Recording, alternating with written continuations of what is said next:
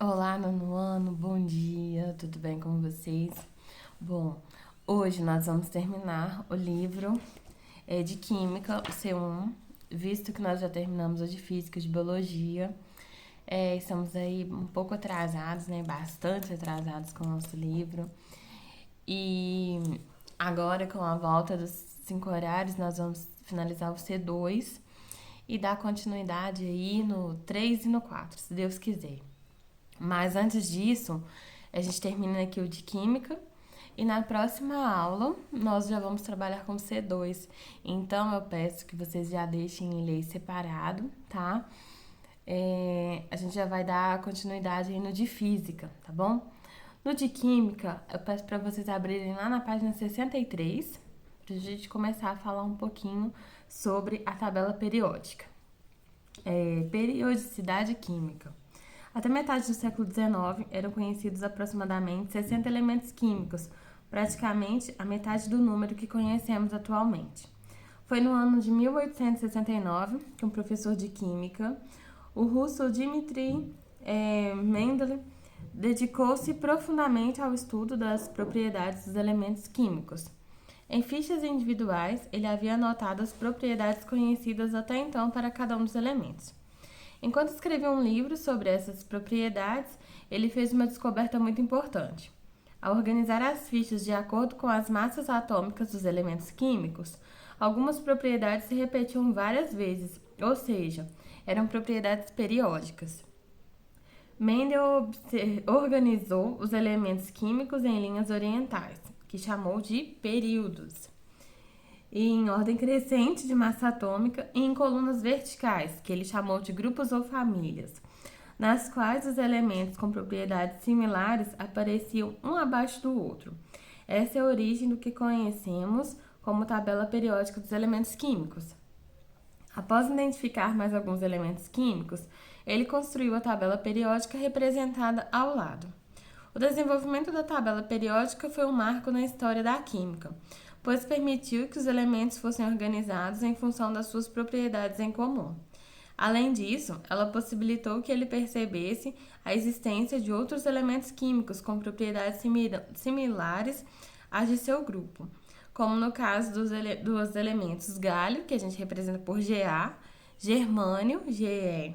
Ele conseguiu estimular com muita exatidão as propriedades desses dois elementos, o que não tinha sido feito até então.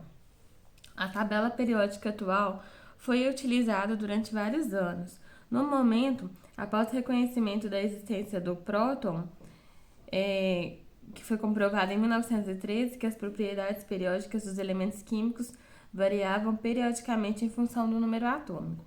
Essa é a escolha mais adequada para a organização dos elementos químicos e é utilizada até hoje. Portanto, a tabela periódica atual é organizada de acordo com os números atômicos. Organização da tabela periódica. A tabela periódica atual, de acordo com a IUPAC, também é dividida em grupos e períodos, mas de uma maneira um pouco diferenciada, pois atualmente conhecemos 118 elementos químicos. Ao todo, são 18 grupos de elementos e 7 períodos distintos. Cada elemento químico está representado por seu símbolo em um quadrado da tabela periódica junto a seu número atômico, que é aquele númerozinho que fica lá em cima, e o seu nome, o que facilita a sua identificação.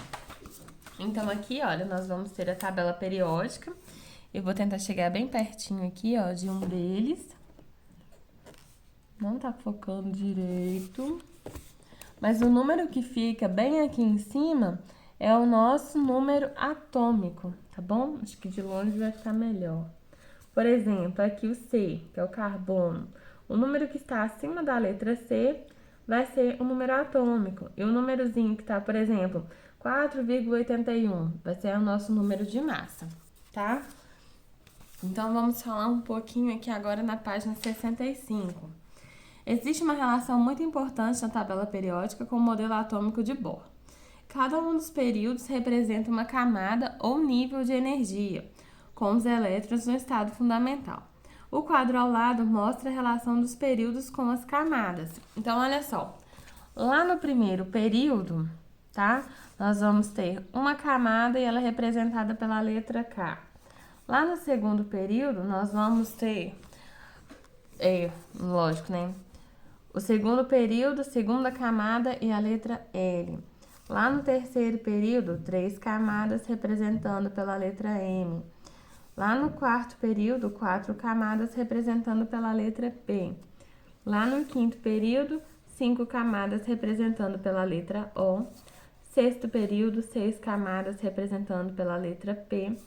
Sétimo período, 7 camadas representando pela letra K. Alguns dos 18 grupos da tabela periódica possuem nomes próprios. Além disso, o número de cada grupo indica o número de elétrons que cada átomo desse grupo apresenta na última camada, que a gente chama de camada de valência, exceto para os grupos de número 3 a 12. Grupo 1, que é o 1A, os metais alcalinos, exceto o hidrogênio. 1 elétron na camada de valência. Eu vou mostrar isso para vocês em uma próxima aula na tabela, tá?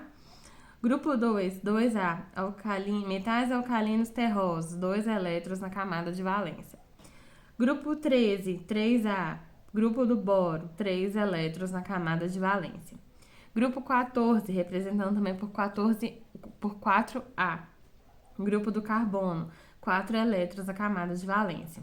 Grupo 15, 5A, grupo do nitrogênio, 5 elétrons na camada de valência. Grupo 16, 6A, calcogênios, 6 elétrons na camada de valência. Grupo 17, 7A, halogênios, 7 elétrons na camada de valência. Grupo 18, 8A, que é dos gases nobres, 8 elétrons na camada de valência. O elemento químico hidrogênio é sempre apresentado separadamente, porque em razão de suas propriedades químicas, ele não se encaixa em um único grupo. Além disso, os grupos que não possuem nome próprio são nomeados de acordo com o seu primeiro elemento.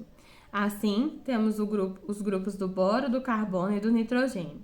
Um caso especial ocorre também com os lantanoides, por causa do elemento lantânio, representado por La, e os actinoides, por causa do elemento actinídeo, Ac, que apresentam propriedades diferenciadas.